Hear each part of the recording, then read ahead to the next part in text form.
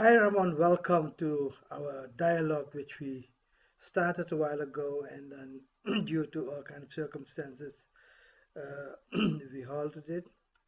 But obviously, what's going on in the world now requires fundamental analysis of what what led to this war and what is this war going to lead to in the future.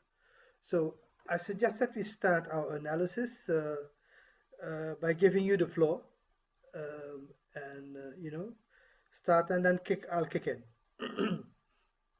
Thank you. Do you? I would like to say the following. First, I did two videos now in Spanish language since exactly 2 weeks ago, with that they have become viral in Spanish all over Latin America and Spain. And the reason they became viral is that I have a kind of, well, obviously a different analysis from the mainstream, but that's not enough to become viral. It's more because I have a particular analysis of the war that I think that even with those that I am in agreement, I don't think that they made the connections that I'm trying to make here. I will try to be brief, although this is a topic that is difficult to jump over the different historical moments. Let me say out front two things. First, obviously, as a person from the left, as a person who is identified as decolonial, I am not a person that identifies with the political project of Putin, of Vladimir Putin. It's not exactly, he's a conservative guy. He's, in a sense, a right-wing guy. His project is to rebuild the Russian Empire in the world, and have Russia as an important actor. And his references are not even the Soviet Union. It's the saddest, moment and history of Russia, all of that, So, I don't agree with the guy. And I have to say this because when I do these kind of interventions, people immediately assume that I'm saying what I'm saying because I'm for Putin or I'm for, an invasion in Ukraine or whatever, okay? Or I'm for the Russian Empire, whatever, there are many people who still think, and not only from the right wing and the mainstream media, but also in the left, that they still think that Putin and Russia is still the Soviet Union. I laugh at that. I have heard this so many times last 2 weeks that I just can't, the only thing I can do is laugh because in fact, Russia is a capitalist country, okay? It's not a socialist or anything different, and so having said that, let me say first straightforward my main thesis, and then I will explain. My main thesis is that this war was made in the USA. This war was fabricated by the US empire. And the purpose of the war goes against China and Europe through Ukraine and Russia.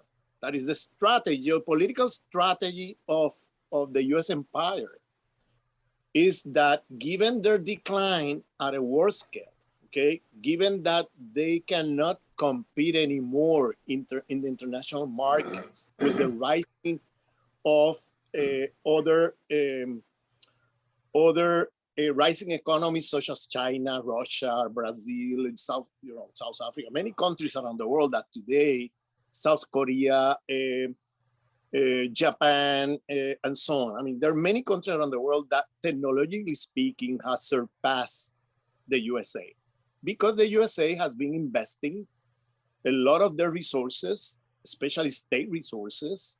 As we all know, this is not news or it's not conspiracy theory. It is in the records of the budget of the Defense Department of the USA. The federal government spends more than 50% of its budget in defense, and that goes to contractors.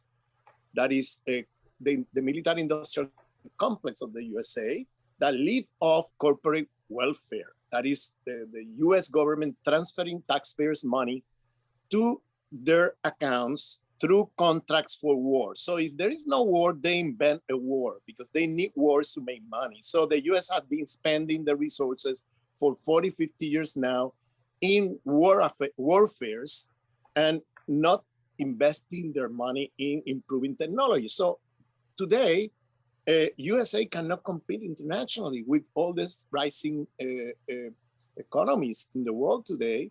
And so the only way they can survive or they can recover their power, they lost the market in Africa, they lost the markets in Asia. So the only way they can do something is through coup d'etat. And I call what happened a USA international coup d'etat. What I mean by this, they are, in a sense, they've been planning this war. And there is a document.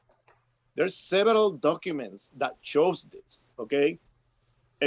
By RAND Corporation, which is, if nobody knows what is that, that's a think tank of the CIA and the Pentagon. That's where they do the studies of years before of the wars they're going to do later, or the kind of projects that they are trying to do as part of their geopolitical strategies. And this is a long history of the USA, that the USA always plan wars ahead of time. So the point, let me say the thesis. The thesis is first, this is an international coup d'etat, by the US empire. Two, that goes against both China and Europe through Ukraine and Russia, okay? They're using Ukraine and Russia as a way, first, to cut off the European markets from Russian energy sources, from Russian markets, from Russian agriculture, and replace all of that with American companies. Since they cannot outcompete the Russian companies, the only way they can do is through a coup d'etat like this, okay? I will explain what I mean by this coup d'etat, how they did it. And so the main losers here are the Europeans, but also the Chinese, because the root of the, how you say in English, the root, help me here, you. In Espanol? The Chinese root of, in Spanish is seda, ruta de la seda, root of... the path. Do you mean the path? This root of the Chinese, that is an ancient root that they're... Oh, the Belt and Road, Silk and Road. And the Silken Road. Yeah. Thank you. In Spanish, it's Ruta de la Seda. In English, is the Silken Road, which is how China, as a rising capitalist economy in the world, is, basically expanding through what they call the Silken Road. So they're incorporating Germany and France, and there are agreements on this, okay, through the territory of Russia. Okay, so by disconnecting Russia from and putting another Cold War, scenario and an iron curtain between Europe and Russia, what the US is achieving is cutting off Europe both from Russia and from China. And then US companies coming in to recolonize Europe. I'm saying recolonize because you remember after Second World War, Europe was highly dependent on US economy. Then Europe managed to kind of come back economically, have their own sovereignty, both, at least not militarily, but at least politically certain sovereignty and economically. And now they lost that. They lost that through this war because now the US has forced them. I'm saying forced them because you look carefully at the events, Germany hesitated, until the last minute, because they know what this means. They know that this means a subordination to not only military, which they already were subordinated to the US, but also subordination in terms of economy. That is, Europe is going to now be highly dependent on American gas companies, American oil, American agribusiness, and you name it. You know that between 30 and 40% of the import of the European Union were coming from Russia. So who is going to replace that? It's the USA. So they're going to sell all these commodities to the European at monopoly prices. For example, American gas companies are going to sell now gas to Europe at 40% higher price than the Russian gas. So through this war, USA achieved something very important, which is to close down the pipelines that Germany builds through the Baltic, from Russia to Germany through the Baltics, and also close down the Russian pipelines coming from Ukraine. And now who is going to replace that? American companies are going to sell Europeans gas. So now it's going to be highly dependent on the Europeans on very expensive American gas companies. But not only in that, but in many other items. I don't want to go over the list, but this is a coup d'etat to basically recover the European market by American companies in a context where they cannot outcompete the Russian or the Chinese in terms of prices because their technology is obsolete. Okay, they have obsolete technology. They cannot outcompete China nor Russia. So, so how they did it, this is very important. You know, the Europeans are still thinking that the main enemy here and the main problem is Putin and Russia. They haven't seen that the big betrayal to them has been done from US empire, who has stuck, you know, a knife on their back, okay? And they don't even notice it. They're still focused on Russia, Putin, the bad guy.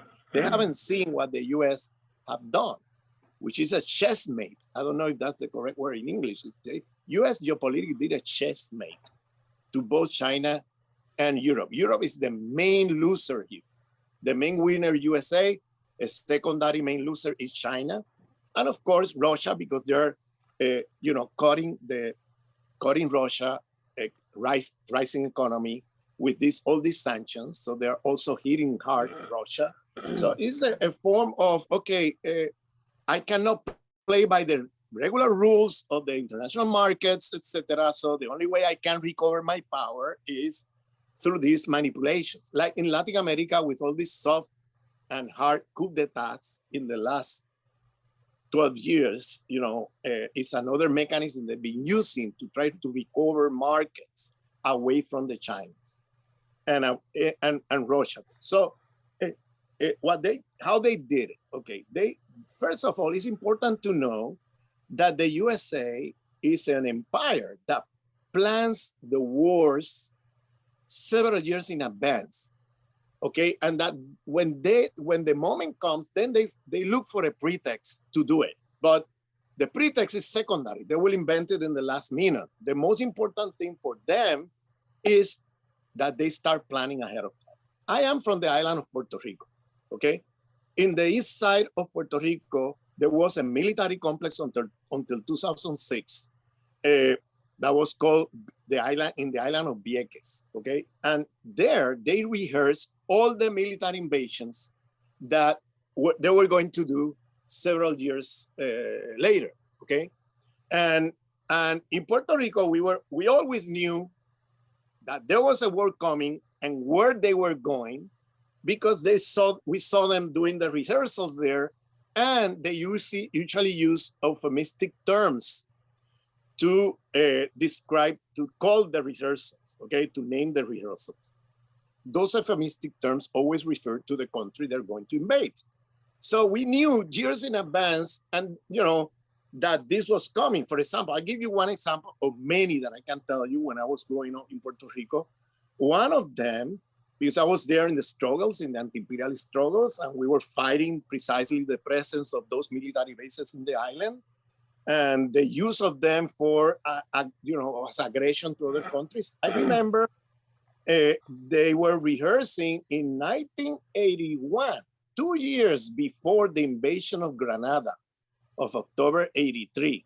Okay, in 1981, they were already rehearsing the invasion of Granada. We knew in Puerto Rico they were going to invade Granada. How did we know? Because they start the rehearsal and they call the rehearsal Operations Spicy Island. And so Spicy Island, okay, what do you mean? Okay, let's look at this. Well, there was a revolutionary government in Granada. The main export commodity of Granada was nutmeg. The radio of Granada was called Radio Spicy Island. I mean, the symbol was very strong. We knew it by just the name they were using to call it.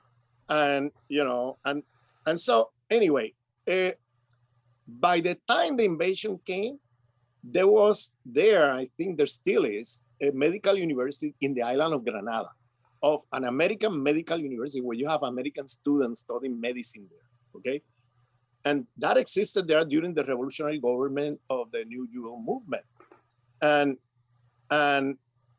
the pretext they brought later was that the students there were being under threat by the revolutionary government, that they're being attacked and that kind of thing. It's always the same narrative. They always invent wars or justify wars by saying, oh, we're being attacked, oh, we have to respond.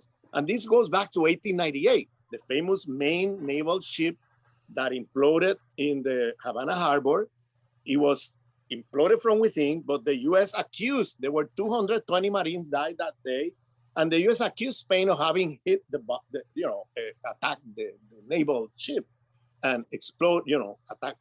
And so they justified then going to a war against Spain, a war that was planned since 1888, in the 1880s. If you read the books of the naval strategies of the USA at the time, the geopolitical mastermind of the USA to turn the US into a superpower in the 20th century, his name was Alfred Mahan. If you read Alfred Mahan, you see there exactly what they did in the Spanish-American War, where they declared war against Spain and took over all the remaining colonies in the Atlantic, Puerto Rico, Cuba, and in the Pacific, all the islands of the Spanish in the Pacific, all the way until the Philippines, okay?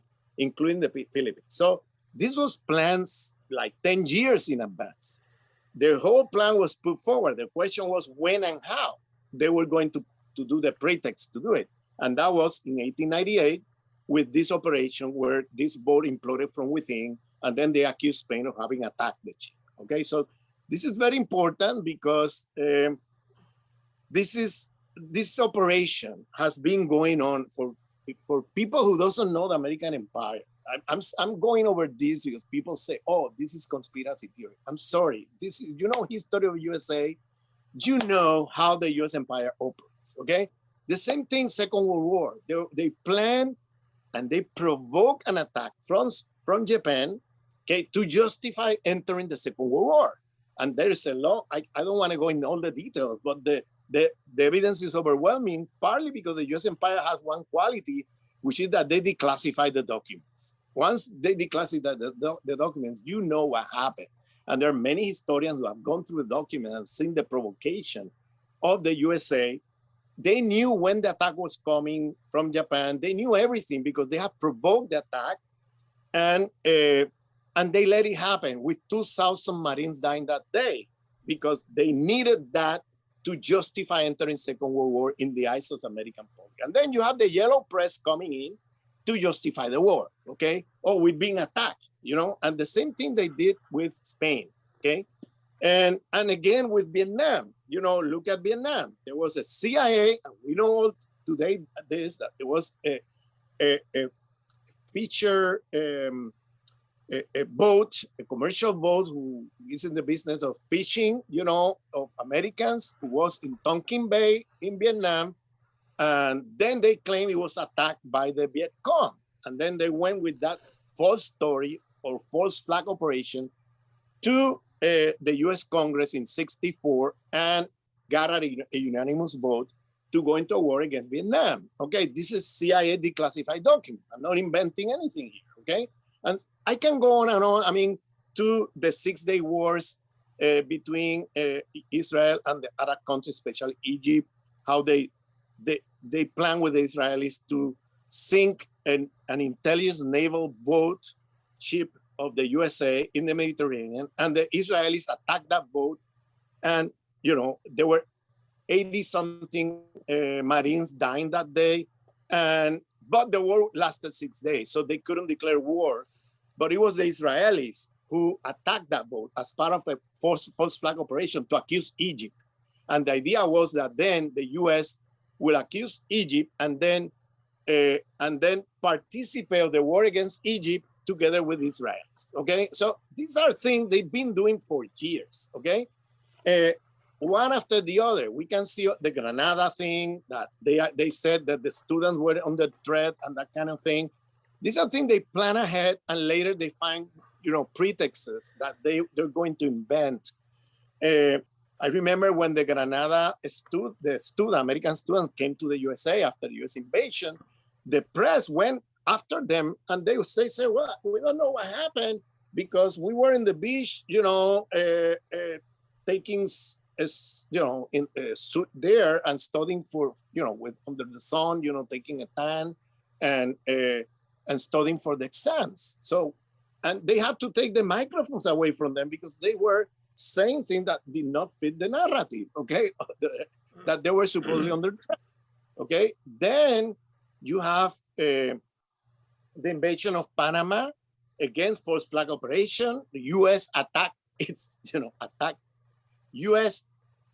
Military using Panamanian Army uniforms, attacked the U.S. bases in Panama to declare war against Panama, and then the rest is history. Same thing with the Persian, with Iraq. The same thing. I mean, we can go on and on. It's a long history of doing this, and now coming to the case of Ukraine and Russia. The first, they've been provoking the Russian since the early 90s, that there were agreements about dealing with for NATO to keep the ex-Soviet bloc countries of Eastern Europe neutral in relation to NATO. That was an agreement with Gorbachev. That was an agreement with Yeltsin.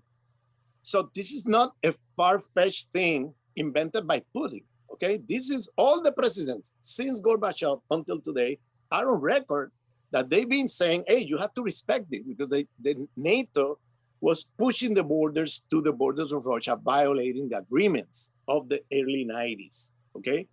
And it's been going on for more than 30 years, okay? This is not a new thing. And all the presidents of Russia are on record, saying, you are violating an agreement and you are putting our security at stake by pushing NATO borders all the way to Russia. If you remember, in the 90s, Russia, the Federation, after the Soviet Union fell, they were, at that moment, they were calling for integration into the European Union, for being part of NATO, for NATO stop being this aggressive thing against Russia, but Russia being part of it, etc., etc., etc.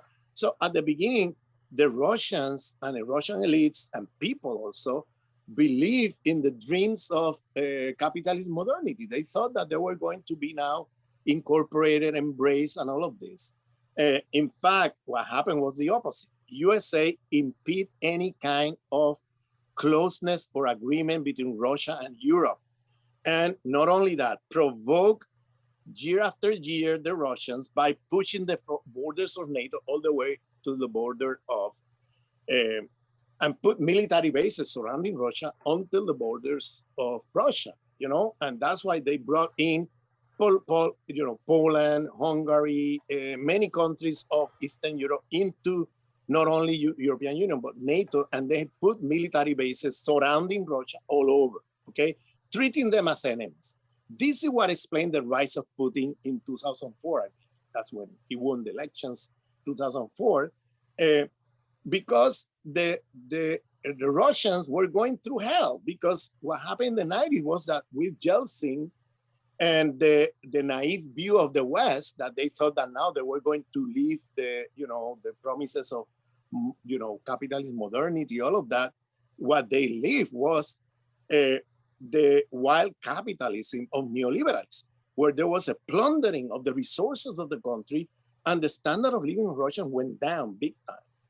That's what brought Putin to power, where he, and also they were provoking them militarily with the expansion of NATO, so they treat them as enemies. So this shift completely the public opinion on Russia, this shift completely the policy of Russia, the politics, because that's when Putin comes with a nationalist agenda to rebuild the Russian Empire and to basically rebuild a kind of a capitalism where the bourgeoisie of Russia will be benefited and not the Western transnational corporation. That's the first conflict with Putin, between the West and Putin. Putin basically put a stop to neoliberalism, wild capitalism, and to the plundering of Russia, okay, by the West, and put emphasis more on a nationalist, sovereign economy on their own, to build the Russian economy and take some distance from this wild capitalism of neoliberal policy that led them to disaster. Okay, so that continued, and that protest continued about the expansion of NATO. But then by 2014, you have there a coup d'etat against a president that people say that he was pro-Russian. In fact, he was not pro-Russian. He was invited. They tried to do with Ukraine the same thing they did with Poland, with Hungary, with all the Eastern European countries, which is incorporating them to the European Union and to NATO.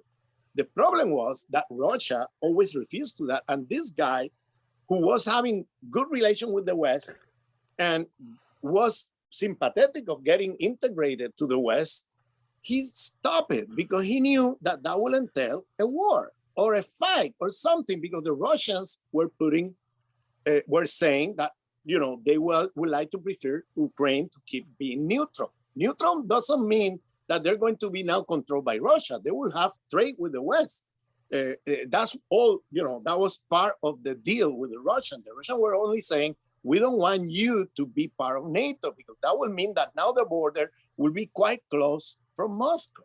It changed the whole ballgame. If you put missiles pointing at Moscow from Ukraine, than putting them from Poland, Hungary, and all these other countries that have NATO bases there, US bases there pointing at Moscow, and because it changed the minutes of getting or hitting Moscow changes. And in a war like that, at that level, it makes a lot of difference if it takes 15 minutes and it takes 5 minutes, So anyway, the point is that Russia protested, and this guy said, okay, we stay neutral. We're not going to be part of, of the West, and we're not going to be part of the Federation of Russia. We keep neutral.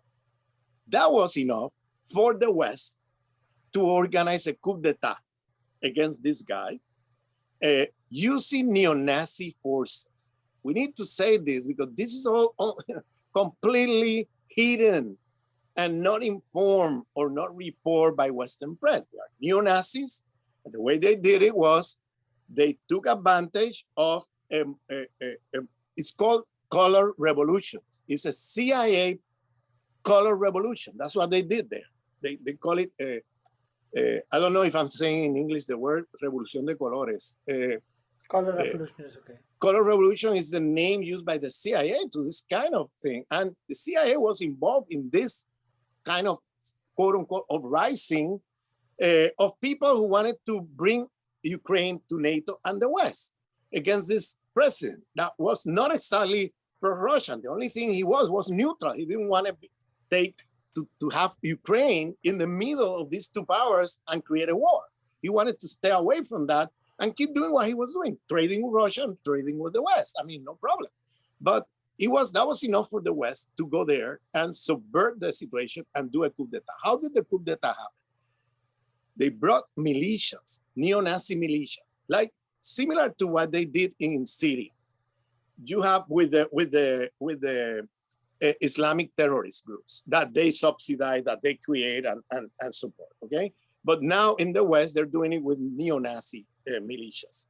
So these militias start shooting at their own marches, okay? Their own demonstrations, you know, against this so-called pro-Russian president. Then they start shooting at them to blame the president and say that it's the president killing the people in the street. They did the same thing in Syria with Assad, okay? Oh, with snipers shooting at the demonstration, snipers who are from the same group that is protesting the government, that are killing their own people, to blame the government, Assad in Syria, and this time this democratically elected president in Ukraine, who was very popular, and toppled him with a coup d'etat. They did the same in Venezuela in the coup d'etat against Chavez in 2002. They got snipers shooting at the demonstration who were protesting against Chavez, to then blame the Chavista government of killing people in the street. That kind of thing is another typical thing U.S. empire does, that we shouldn't be surprised if it happens in Ukraine or it happens wherever. They do this the whole time. I can give you tons of examples of this. Now, then the coup d'etat came through these militias surrounding the parliament, getting into the parliament with weapons, and then forcing a vote from the parliament to force a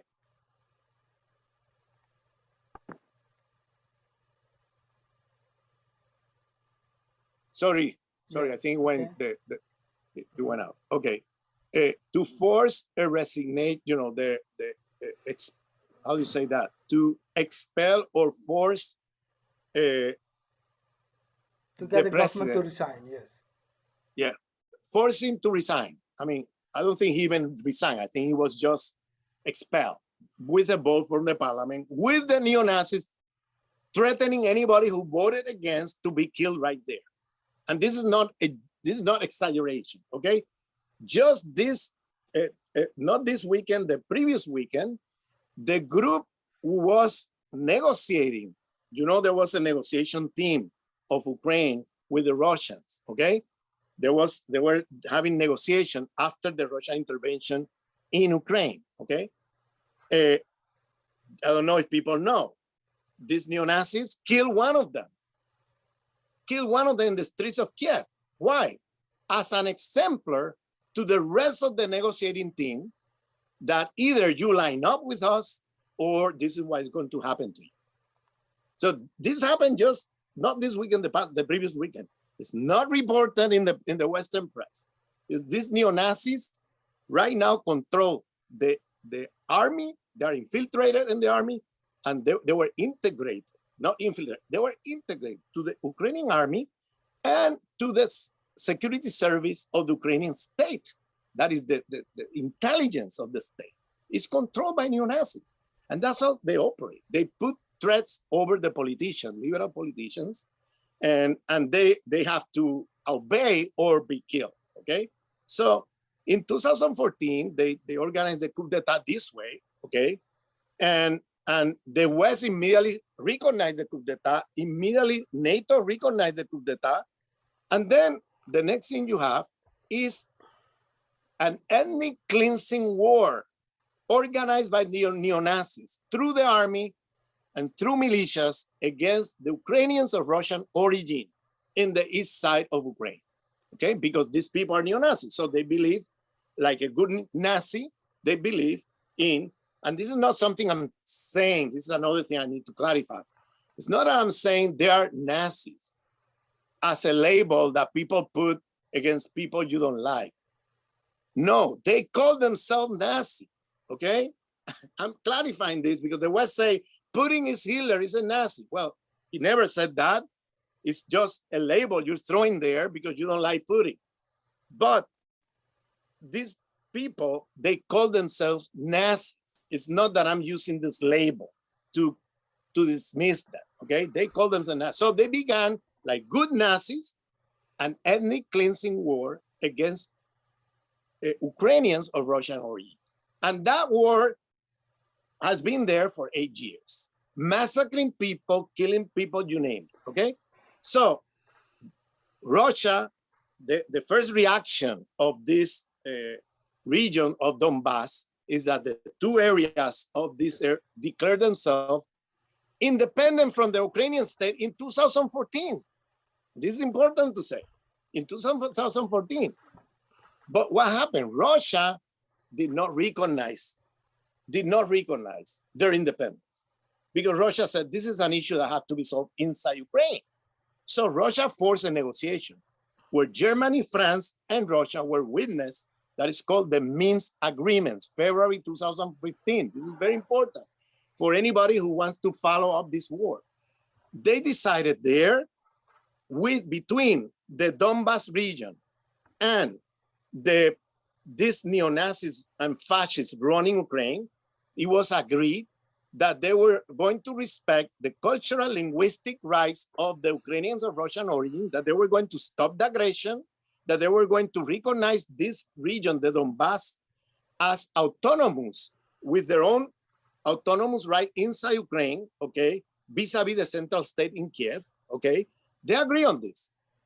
That agreement did not last one day, because these neo-Nazis who control the military and intelligence of the state continue the war of extermination of Russians in the east side of Ukraine. And I mean, Ukrainians of Russian origin, it's not Russian, it's Ukrainian of Russian origin. This is important to say. And then they kept the war of aggression because they believe in purity of the nation, of the people, because they believe they are a superior race. They believe that in ethnic cleansing of territory, keeping just one nation, one language, one people superior over the other, and they wanted to exterminate all Ukrainians of Russian origin. So this is very important to say, because that war continued, violating the Minsk agreements, where Putin is on record, I don't know how many times, the Russian state is on record, I don't know how many times, saying, hey, we need to go back to the agreements. This is provoking a situation that could go out of control. But not only that, they continue saying that Ukraine will be part of NATO, that Ukraine will be part of European Union, et cetera, you know, and with now neo-Nazis doing this. So imagine the reaction or the perception from Russian elites when you have neo-Nazis. If you know a little of the history of Second World War, Nazis entered through Ukraine to invade Moscow. Not only that, now you have neo-Nazis that are saying that they're going to enter the NATO, and you know what that means. Any crazy thing that these groups do, it will be a war between NATO, USA, and Russia. It will be a war. So Russia was protesting this thing over and over again. Okay, now what was the US doing? What the US was doing was something they did in the first Gulf War in 1991. In 1991, they were, if you remember, when Saddam Hussein, who was, by the way, a CIA man, and that's another story to talk. I mean, it's a long story. But when he was doing the war of aggression against Iran for 8 years, the CIA war, cover war, it was Saddam Hussein throwing their weapons of mass destruction, bacteriological and chemical weapons to Iranian people that were given to Saddam by the USA, and in particular by Donald Rumsfeld, who was the Secretary of Defense of the USA under Reagan and later under Bush, but especially under Reagan at that time. And they were passing on these weapons to throw over Iran over 8 years. When the war finished, Hussein became very powerful, and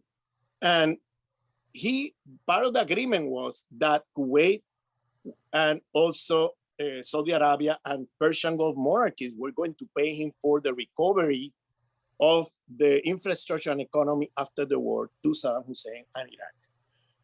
Okay, at that time, the president of the United States was George Bush's father, who, by the way, was 7 years CIA director. So we should not lose sight of that fact. The guy was a CIA director for 7 years. So what he was doing was, he was encouraging and empowering the Kuwaitis and telling them, don't give to Saddam any money. We're going to support you. We're going to back you up, you know. And then when Saddam Hussein came to them and say, hey, I will have to use military force to get my money, the money they promised, they were saying to Saddam Hussein, okay, you want to do that, go ahead. That we will see that as an internal affair of Iraq. We won't intervene. So they were on the one hand encouraging the Kuwaitis not to pay, on the other hand encouraging Hussein to invade because they wanted to trap him. Why? Because after the 8-year war, he was very powerful, and the way the US operates is mafia logic. If you, like a mafia boss, if you have to be with me 200%. If you are 3% in this agreement, you're 15 feet under the ground because you have to be 200% with me. And what happened was that Hussein, as a good Arab nationalist, even though he was working for the CIA, he identified with the Palestinians. He was supporting the Palestinians strongly. So the Israelis were going crazy about this. And USA wanted to weaken his power and in the long run, to destroy him because they saw him as a threat in relation to the Palestinian question. So this guy who was loyal to USA, who did all the dirty jobs you can imagine for USA, who did the dirty war against Iran, okay, who also did dirty war against the Kurds and you name it, supported by USA, this guy just disagreeing 5% with Empire on the issue of Palestine, that was enough to put him 15 feet under the ground. So they trap him by, encouraging and giving courage to the Kuwaitis to confront Hussein, not giving the money, while on the other hand, they were encouraging Hussein to go ahead and invade. That's the first Persian Gulf War in 1991, you remember.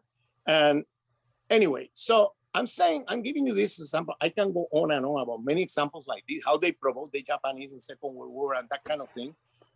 But that's exactly the model they were using in the case of this war. They were encouraging the neo-Nazis to keep doing the ethnic cleansing, keep threatening the Russians, keep saying we're going to NATO, all of that, while saying, giving the ambiguity, okay, that yes, we will accept Ukraine in our ranks, as part of NATO, etc. They have the right to do that. So they were like provoking the Russians, to interfere. While on the other hand, they were encouraging the Ukrainians to keep going. We're going to support you. In fact, the whole thing escalated, and then we get to early 2022, and if you notice, several times USA said in public, the President of the United States, if there is a war there, we're going to sanction Russia, but we're not going to intervene with NATO forces or American soldiers. So that was like saying, okay, Russia, you intervene, we're not going to go with soldiers, okay? If you remember, he said that in a press conference, Biden, and it was a scandal in you because everybody said, but how could you say that? If you've been encouraging the Ukrainians and saying to the Ukrainians, we're going to support you, we're going to incorporate you to NATO, all this stuff, and then you come in a press conference and say the contrary. So at that moment, people were saying, Biden is senile. Senile, you say in English, like he's losing his memory, he's old. It's not true. They read their speeches, okay, and their press conferences. They're reading a text. So what he was saying was a message they were sending to the Russians that were already threatening to intervene, okay, and saying, hey, we're not going to intervene. We're going to sanction you, but we're not going to intervene. The reason they're forcing this is that they want to do like they're entrapping the situation with the Russians, trapping the Russians like they did with Hussein, is that they want to do what happened in the 1980s. In the 1980s, the USA, what they did was they did, if you remember, the war of Afghanistan, where the US supported all these fundamentalist Islamic groups, terrorists, many of them terrorist groups, to kick out the the Soviets from there and give them a big military defeat that would be very costly for the Soviets at the time. It just weakened them. And then the next thing was the Galaxy War of Reagan. If you remember, it was escalating, like the Galaxy War, like escalating military technology, knowing that the Russians did not have the resources to face the challenge of the war of galaxy that Reagan was putting forward to match USA at that level, knowing that on purpose. So what they wanted to do is what they call in English overstretch. They use this term, overstretch the Russians, so that they go beyond their limits, their constraint, their capacities, and then implode from within by going bankrupt. That's what happened with the Soviet Union in the 80s. And this is exactly what they've been planning with the Russians now for several years. They want to do what the overstretching of the 80s, part 2 now with the Russian Federation. And the way to do it is provoking Ukraine, the Russians, to go enter into warfare or, expend money beyond their capacity to make it implode like it happened with the Soviet Union in the 80s. And Ukraine is the place, is the rat trap that they put forward to encourage neo-Nazis to keep provoking. And while they were ambiguous about what they were saying about NATO and all of that in relation to Ukraine, they say, well, they have the right, etc. Even though they know deep down that they're not going to incorporate Ukraine into NATO, they were keeping the ambiguity because they wanted to provoke the Russians, okay? A few days before the invasion, like a week before the invasion, if you remember, this president of Ukraine, Zelensky, who is another, he's a guy who has participated with NATO in provoking Russia. He's a guy who's been supporting these neo-Nazis and all of that.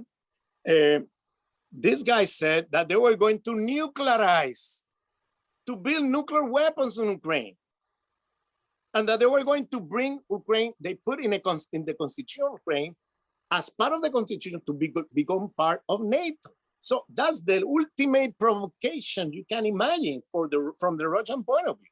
So now the next thing, they're going to put nuclear weapons there, and with neo-Nazis, crazy neo-Nazis in power, and put themselves in the shoes of the, okay, I'm not pro-Russian empire, pro-Putin or anything, but if you want peace in the world, you know that Russia is full of nuclear weapons, and you know that if you provoke something like that to the Russians, you're going to get into a very difficult situation for the peace of humanity and the world at large. But these people have no limits.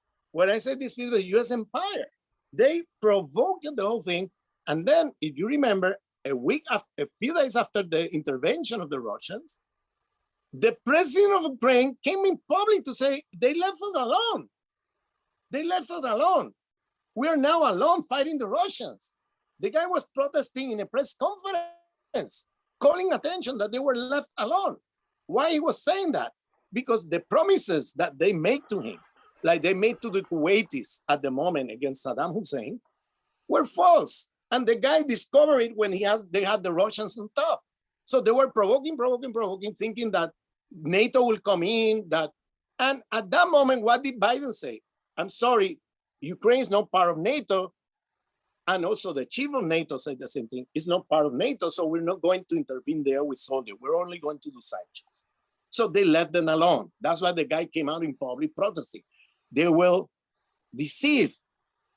They were deceived. They used these neo-Nazis to provoke this, not to talk about 30 laboratories of bacteriological weapons, okay, that were found there, and that the Subsecretary of State of the United States in a public hearings of the US Congress last week recognized that, yes, these were part of, paid by the Pentagon, these 30 laboratories working and playing with bacteriological weapons, which was one thing that Putin said long time ago. He was saying they have their bacteriological weapon laboratories that are going to be used against us. And he was calling attention to this also publicly. And it was not false, it was true. And they found them 30, they found 30 so far. And the Subsecretary of State of the United States recognized that that was paid by the Pentagon, and it's there. They cannot deny it, okay? And they have several pathogens they were using to develop bacterial weapons. One of them, coronavirus from bats, okay? Coronavirus from bats. And this has been going on since 2018, before the pandemic, okay? Before the pandemic, they were already playing with fire with this bacteriological weapons developed in laboratories. Now we know, because in late December, okay, this is a parenthesis, in late December, there were public hearings in Congress where now they recognize that they were playing with this same thing, bacterial weapons, in a laboratory that the US had together with Europeans in Wuhan, China, okay? And now the senator of USA are now considering the idea and recognizing that most probably the official story that this was Chinese eating bats, and that's how in the market of Wuhan, that's how the whole thing began. Now they're recognizing public hearings, US Congress, late December 2021, just a few months back. Now they are recognizing that this most probably escaped from those laboratories, that those laboratories were funded by USA in those researches, okay? And that most probably the coronavirus from bats escaped from there. Their people are more, how can I say, less, have a more critical view about that and say now that, well, if they're recognizing this, probably it's even worse. Probably they themselves did it as a way, the same way they were doing laboratories in Ukraine to attack the Russians with bacterial weapons, viruses and stuff like that. The same way they were doing this in China and let it go or let it escape, unquote, to create a crisis to China, okay? And of course, the whole thing went out of hand because it went everywhere in the world. But anyway, the thing is that there all this debate going on now after what was found there in Ukraine to throw against the Russians. The crazy thing is that when the Subsecretary of State was confronted in the public hearings by the Senate of USA about this, she was not concerned that there are neo-Nazis controlling these laboratories. She was concerned that we're concerned that the Russians might have access to them. It's like, wait a minute. I mean, you were doing this to attack the Russians. You have neo-Nazis there. So you're not concerned about that. You're concerned if the Russians get access to it. First, as if the Russians couldn't have capacity to produce all that stuff, okay? First of all, but that was her way out to escape from the interrogation from the senators, okay? And so on. But anyway, the point is that, and of course, we have seen the double standard they're using now with Ukrainian refugees as opposed to refugees from other wars they themselves have created, like Syria, like Libya, like Iraq, etc. Okay, and Afghanistan. You know that the racism has come out in this situation. We have seen this in a clear way. But the main point is that this is a war made in the USA. Where did I get this? Ramon, what the hell you're saying? Where do you get the information? Well, there is a report, a study done by the RAND Corporation. The study is dedicated to how to overstretch Russia. And one of the main points is Ukraine. Ukraine is one of the main points of the document.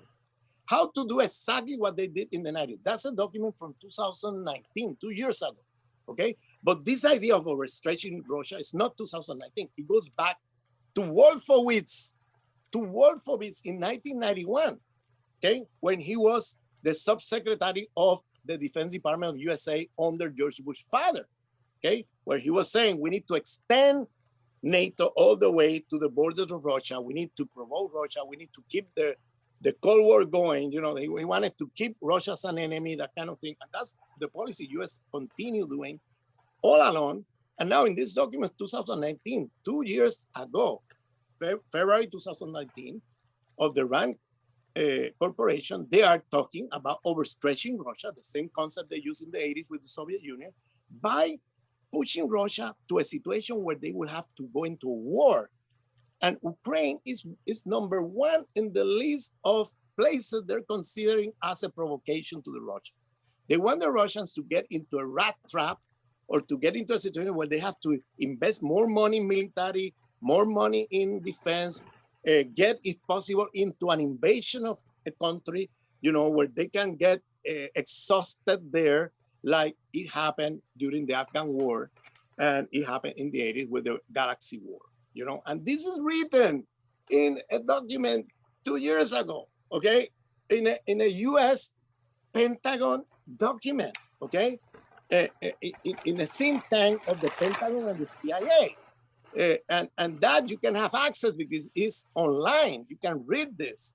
I mean, and of course, very few people read this stuff or know about this stuff because the media is doing the job of precisely disinforming the public, the people at large. Okay, so I'm saying this not because I am for Putin or for Russian empire or things like that. I'm saying this because if you have a power like the Russians, have nuclear weapons, have all this stuff, and you really think, the way they're saying now, that Putin is crazy, that Putin is evil, you really think about this, and you really believe that, then why you didn't accept the demands he made? They were reasonable, very reasonable. Just keep Ukraine neutral, that's all, from NATO. We don't want, he's not saying, look at this, he's not saying, I want all your military bases surrounding Russia now, in where NATO put in the borders of Hungary, Poland, and all these Eastern European countries out. I want all these countries out of NATO. He's not saying that.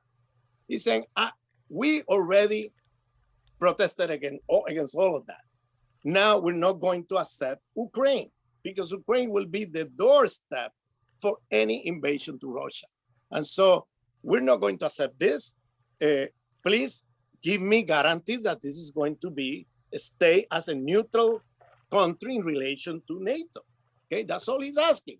Why, if he was so crazy, he could, they say he could create a nuclear war and all this stuff they're saying. If that's really your concern, why you didn't accept this? It's obvious. They didn't accept it because they didn't want to accept it because they wanted precisely to create this crisis, provoke Russia into there. As you look at Putin's discourse, Putin is very aware of this. When he gave his speech before going into the day before they went into Ukraine, when they decided, and that was a public meeting with his cabinet, and you can see many language online, he said very clearly, they're pushing us now to a point where we have to prioritize between economy or security, okay? And the problem is we're facing is that we're now in a catch-22 situation. If we prioritize the economy, because if we go into Ukraine to stop this craziness, they're going to sanction us, so we're going to be hit hard economically. So if we prioritize the economy over security, we don't know what will be next. They will probably, we will have them in the outskirts of Moscow, in the suburbs of Moscow, and it will be too late to stop them.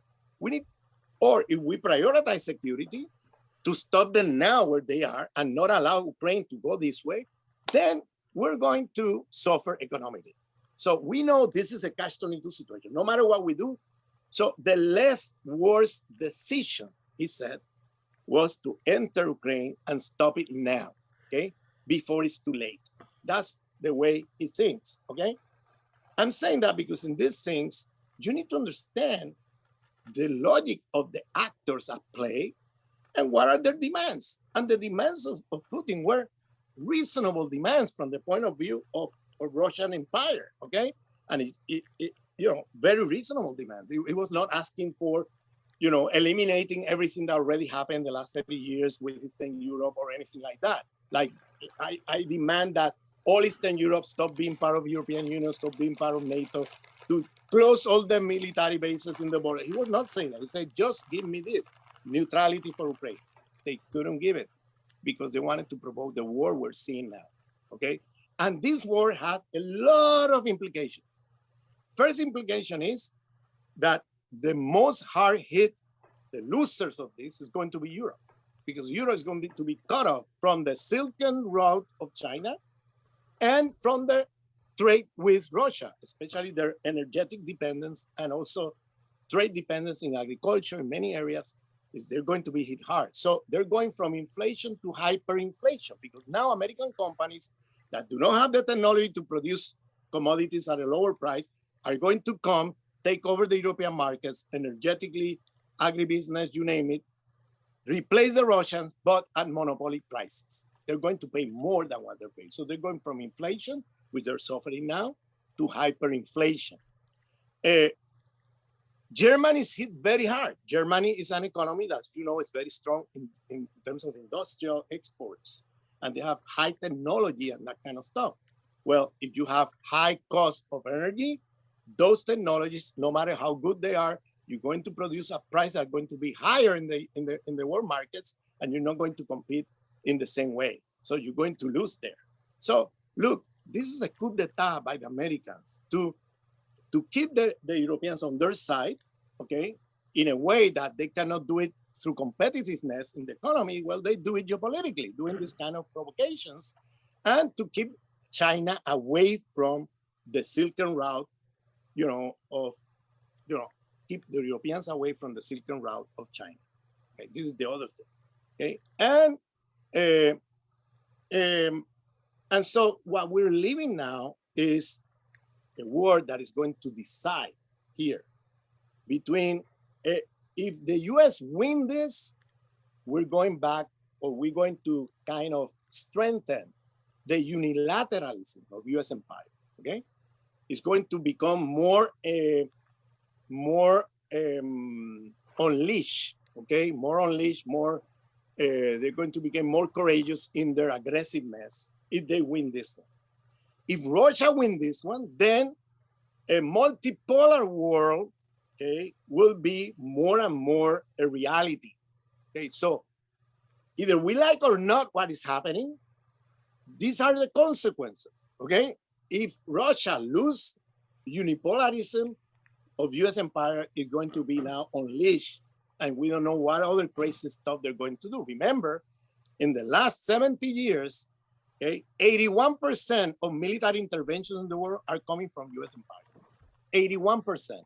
Okay, remember this. Remember that just in this century, of the 20 years that we go in this century, there's been millions of people killed by US empire adventures abroad, and millions of people displaced from their homes by US empire aggression. Okay, and this unilateralism will become completely strengthened if they win this one. Russia is trying to stop it and go back to a multipolar war. Okay, so this is what is happening now. Is a very difficult moment, because something like this, it could take a little mistake to turn this into nuclear war. Okay. By the way, let me say that American elites, American intelligence people, intelligence agencies and military, there are some people there who remembers that it's through wars in Europe and destruction of Europe that American empire became economically very powerful. So some of them are stating out of their mouth the idea that it is a local nuclear war there and they destroy themselves. That's not that bad for American economy to come back. Okay, beware, because there are crazy people like that there, and they will love to have now NATO. European Union, because of all the fake news, all the propaganda that are not informing people about what really happened here and what is at stake and what is the manipulation of US empire. That's what I'm saying. The losers are the Europeans first, and secondary China, but the main winners are the Americans, in this thing. And this, remember that many of the consequences of this is going to put the American empire again in a better position in terms of economic control, at least of important regions such as Western Europe. and Eastern Europe under their control and under their market subordination, okay, in the markets. And I think that we're facing now a very serious moment where anything could happen. It's very serious. I mean, we could be in a situation of a nuclear disaster very easily. Any mistake, any little thing could become like that. So US in its decline is a declining empire, and it's in decline is playing with fire. They're trying to develop strategies where they can hold under power and under their domination regions of the world through doing this crazy stuff. And so I'm saying we don't have to agree with Putin or the Russian Empire to see where the problem is coming from, to see the causes. If we don't identify the causes, we will never deal with how to deal with the peace, because the causes of war are the ones that we need to address to get peace. So I think NATO is an obsolete entity in Europe, and people around the world and in Europe should call for its abolition of NATO. That should be a struggle, a slogan, abolition of NATO, because it's leading, it's thinking of the interest of USA, is the military tool or instrument of the US empire. The Europeans have nothing to say there. They're just secondary in relation to the decisions of US empire, and they're being carried on into the agenda of US empire, even against their own interests, okay, as a region in the world. So either the people in Europe rise up and call for the abolition of NATO, or they're going to become a neocolony, economic neocolony of the USA. And look, now the European Union has approved $450 million, okay? $450 million to support the war in Ukraine. Not NATO, not NATO. The European Union now, which is the dream of Trump, Biden, of all the presidents of USA. They wanted for Europeans to pay for their own defense, okay? They wanted to keep controlling Europe while Europe paid for it, okay? That's what they wanted, and that's what they're getting. Now, American military contractors, you know how the stocks went in the market with this? They went $75,000 million in the stock market up, okay? So they make a big rise in the stock markets through this. But now European Union is going to purchase from American companies, of course, okay, to support the Ukrainians. I mean, who are they supporting? The neo-Nazis there. That's what they're supporting, okay? And they're supporting a war of extermination of Russians there, ethnic cleansing war there. That's what they're supporting. But now American companies in the military side are doing, it's party time. It's party time for them. So I wanted to do this broad analysis just for people to get a broad sense of what's going on before we go into all the things and consequences and political strategy and all of that, because I think there's a lot of confusion and we need to set the record straight. Thank you. Okay, thank you, Ramon. So let me go into the question of the consequences of this war. My take is as follows. I agree with you that the United States provoked Russia into this war. They pushed them into this war because the demands were there for 8 years. They have been discussing it. So they knew very well that Russia at some point in time had to do something which is invade Ukraine. That is what they were pushing for. And the question now is in my mind,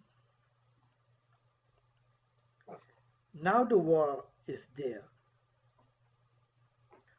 What does it mean for the United States in terms of balance of power worldwide? And what you see here is that the weakest party militarily is the United States. Why? Because Putin not only went into war, he made clear that he was willing to go nuclear. And the only response that the United States had on this was, we don't want to go there. But then it put the United States in a very awkward position, fanning the flames there for the Ukrainians, to suffer. But at the end of the day, you are not saying to Putin, if you don't stop, we have a military confrontation which we will win.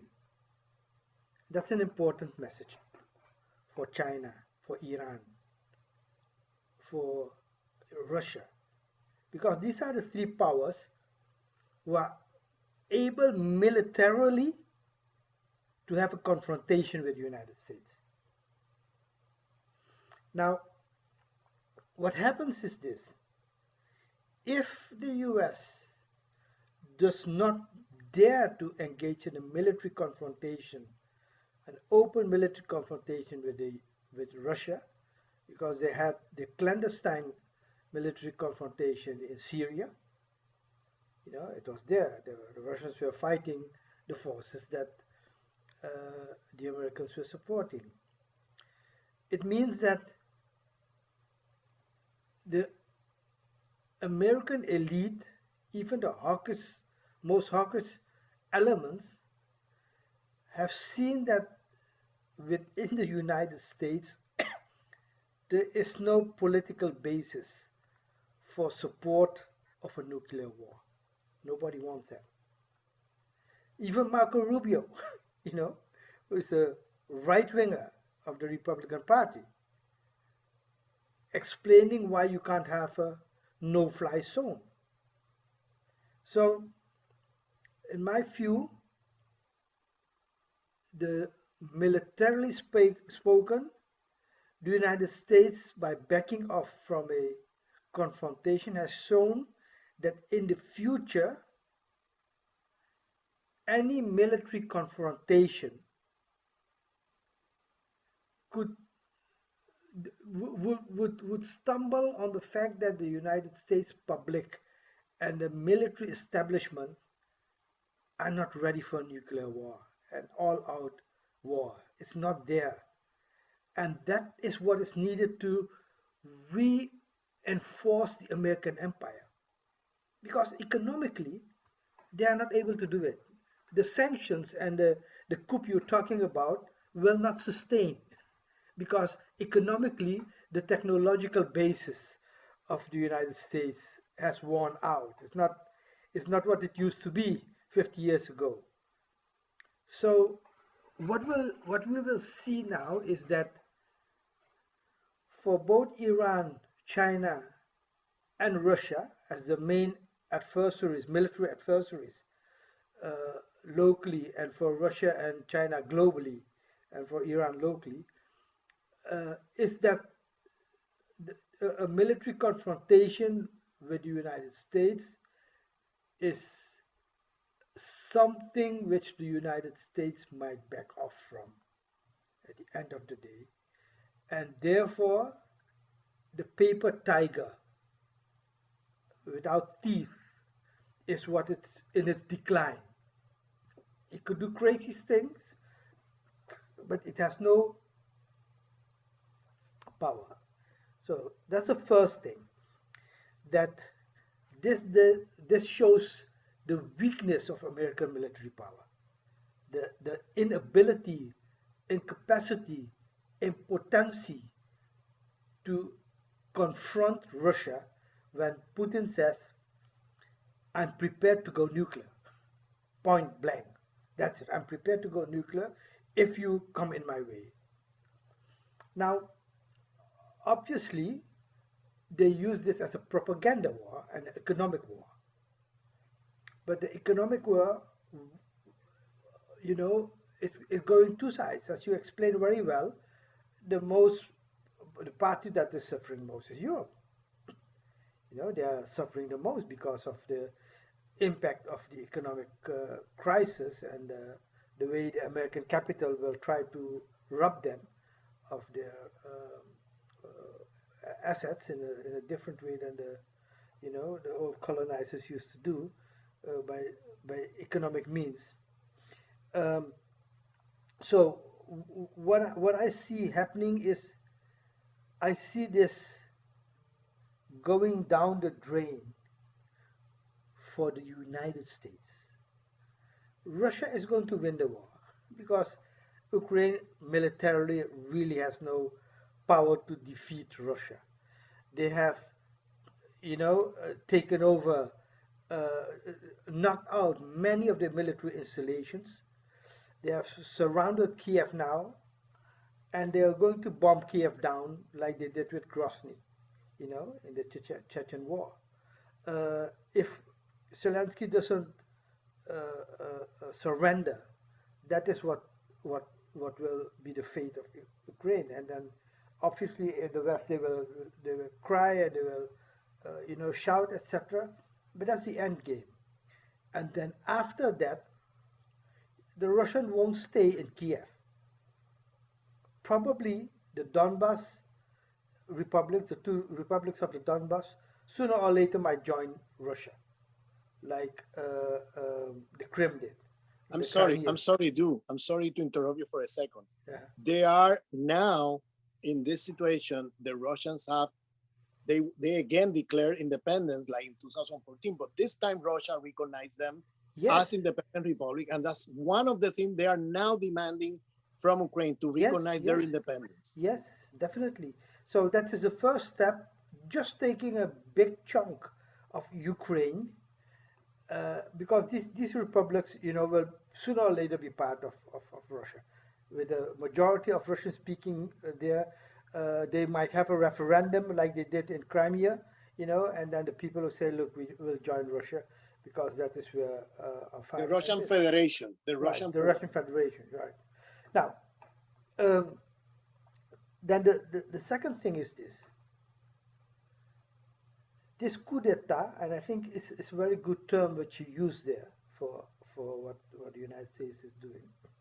This is coup d'etat economically will accelerate the rise of China, Iran, Shanghai corporations, the BRICS, the whole non-Western infrastructure. They kicked out Iran from SWIFT, I think in 2012. They kicked Iran out of SWIFT. It has a dramatic effect on the Iranian economy. The oil exports fell with 50% just in 1 year. But at the end of the day, they are recovering from it, and they are rebuilding it. And that is what is going to happen for the first 3 months of this year. And after, the tension building up with Russia, the, the trade with China in the first 3 months now in March, 2.5 months, increased with 40%. So you see already that the economic war, which they think they are winning with all these sanctions, but sanctions, all this investment were not charity. It was not charity that they are doing. They are shooting themselves in the foot because Putin explained 2 days ago, I think, that the moment Shell withdrew from Russia, Chinese oil investors were already there talking to them. So, it will have a new economic order that's coming up, a new uh, military order that acknowledges that the nuclear threat is not a thing where two sides put it on the table pro forma. Put it on the table, say, look, all of us don't want a war, but at the end of the day, we each strengthened our defense, and that's it. Uh, Basically, what Putin is saying now, if we do something militarily, we are ready to back it up with a nuclear option. It's not a theoretical discussion anymore. So the the declaration for the first no strike, these nuclear countries were discussing that each country should adopt the position that none of them would take a nuclear strike first. The only country which adopted that was China. China was the only country adopting that rule. So what it means now is that any future war in which the United States will be involved in, they probably will do it with proxies. That's what they're doing in Syria. They're doing in Ukraine.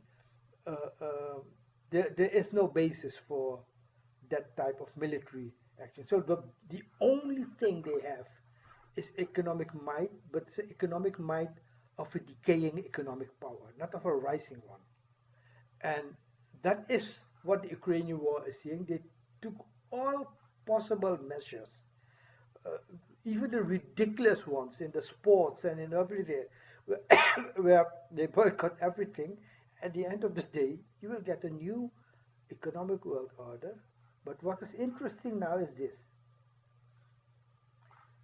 This war shows how American empire mobilized everything they could. They ran out of options. Facebook, Google, the big techs, the social media, they tried to control it all, direct it. What will it mean is that sooner or later you will get alternatives for Facebook.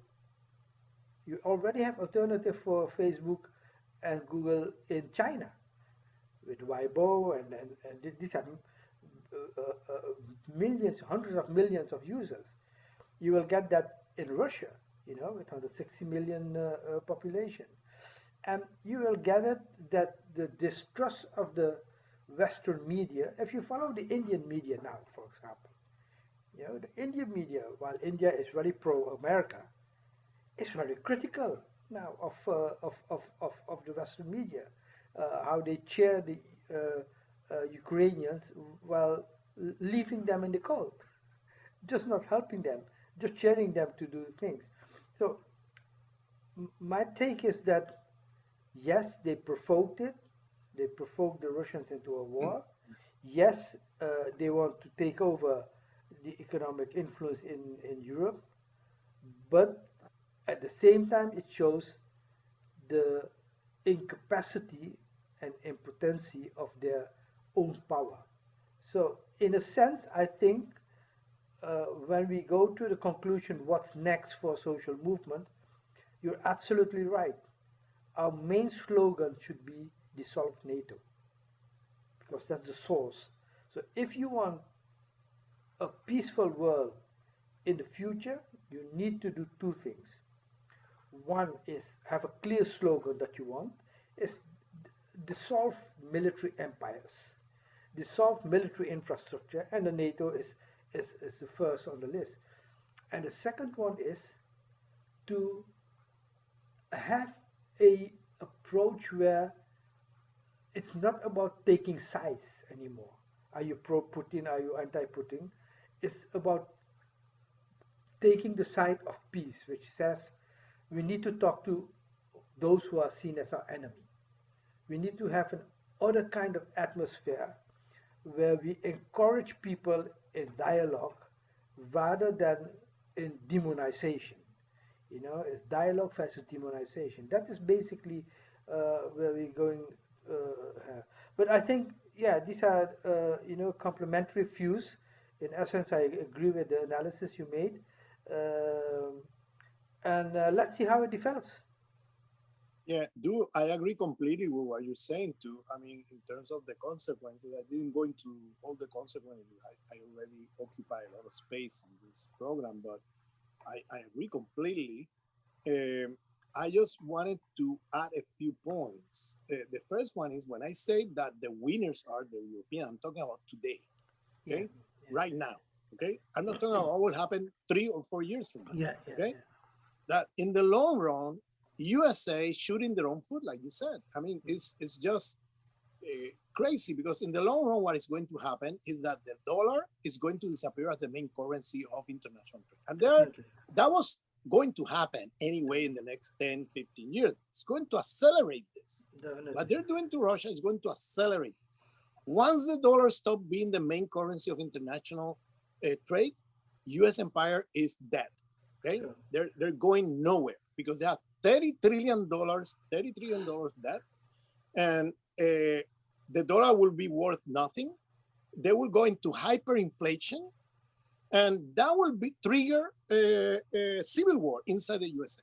Okay, that's everybody's predicting this, that there's going to be a civil war, not in 20 years or 50, this decade. There are people from the right, from the center, from the left, everybody agrees. USA, everybody has a weapon, and white supremacist militias, Nazi, neo-Nazis, whatever, they are very well organized, and the conditions for a civil war in USA is there. Remember January 6, 2021, what happened in the Congress of USA when they assaulted the US Congress. These people are capable of doing whatever, okay? And this could happen anytime with a major crisis or collapse of the US empire.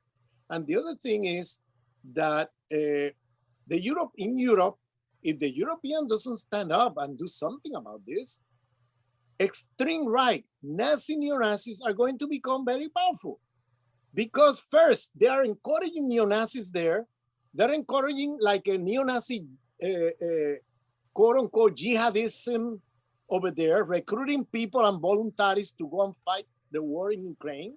Okay, once you do that, you're doing the same thing you did in Afghanistan. You're supporting all these networks of Islamic terrorists that later, spread into many places. And this is exactly what is going to happen. Remember that Europe has right now, as we talk, already extreme right, fascist, neo-fascist, Nazi, neo-Nazi parties, some of them with huge increases in electoral votes in many European countries.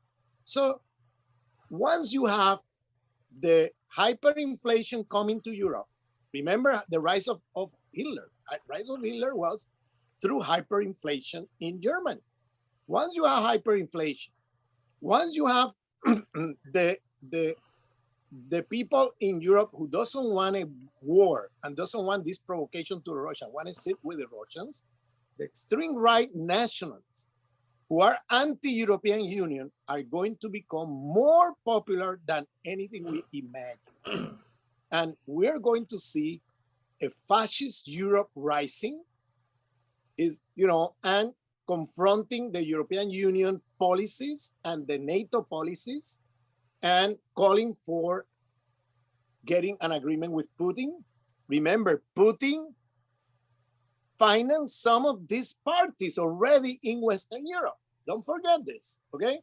So what we can see is the demise of the European Union, the implosion of the European Union in the next few years.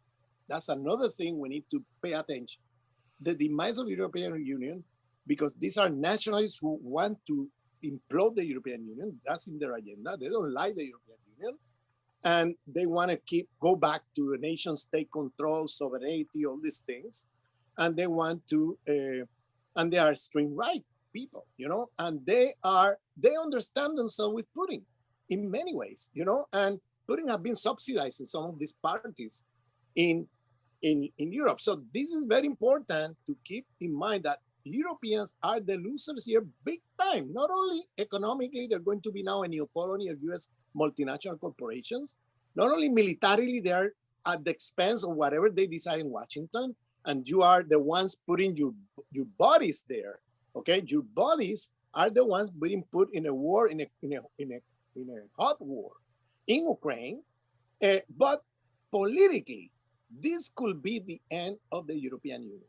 Not only they lost sovereignty, economic sovereignty in this coup d'etat by the US, but they're going to most probably implode from within, okay, with what is coming, and what you're saying about the Iran, China, all of that, I mean, you're absolutely on target. The other countries are taking note about capacity or incapacity of USA to face challenges militarily. That's why they have doing proxy wars, because in fact they don't have the capacity anymore, economically nor politically, to mobilize like they did in the past. They exhausted that with the wars that in the Middle East this century, and they don't have the capacity to do that anymore because they don't have economically the possibility nor the will from the people to do that. There is a very strong position, especially after the demise of the US empire in Afghanistan, like a year ago, a very strong position of the people like, you fool us with this war. We spend trillions of dollars.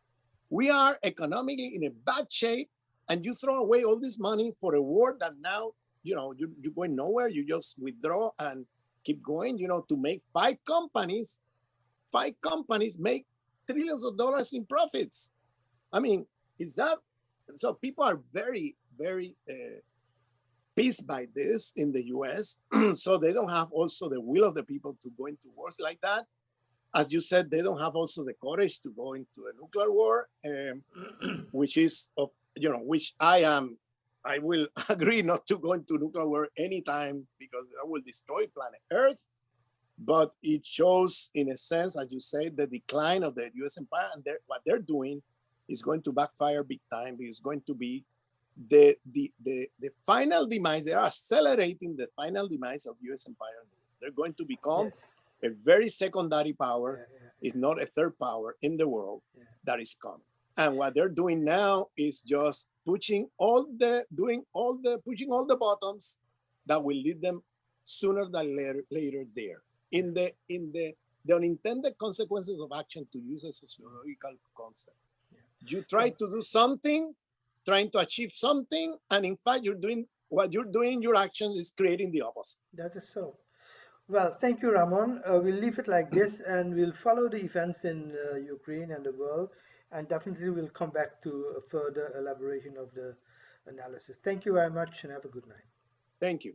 All right. Bye-bye.